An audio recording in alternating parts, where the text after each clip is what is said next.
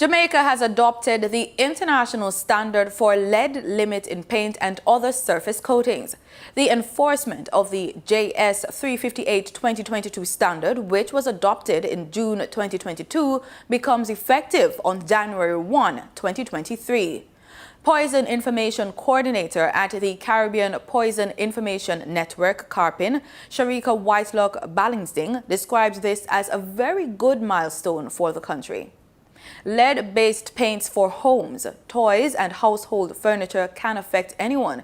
It's especially dangerous in children. It can damage your child's nervous system, brain and other organs. Speaking at a recent JIS think tank, Mrs. Whitelock-Ballingsting, who is also the vice chair of the Bureau of Standards Jamaica's Paint and Surface Coatings Technical Committee, cites a 2018 CARPIN study in which over 30 paints were tested.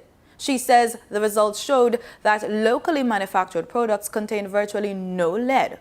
But how do we protect our population from paints that might be imported into the country or paints that might come into our border that we're not aware of? She says the BSJ worked assiduously through the committee to review the standards, which took approximately 8 months. And now Jamaica has adopted this review standard.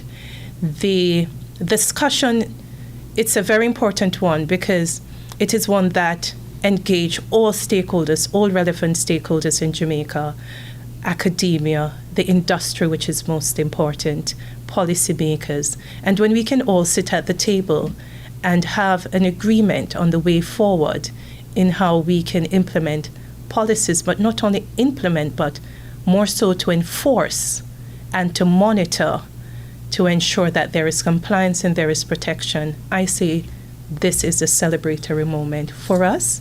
She says lead exposure has been a re-emerging health issue in Jamaica. I'll look at children first. You have to do with their brain development. So you're talking about their reduce in mental thinking in their IQ. Then children are malnourished. You talk about they having anemia because the lead is going to mimic the calcium and it's going to attach itself to areas in the bone. So we, if you'd have gotten a chance to see studies that would have done by a doctor in this country during 1987 when they had the remedial program, you would see the lead deposits in different areas of the children's bone and in their chest cavity.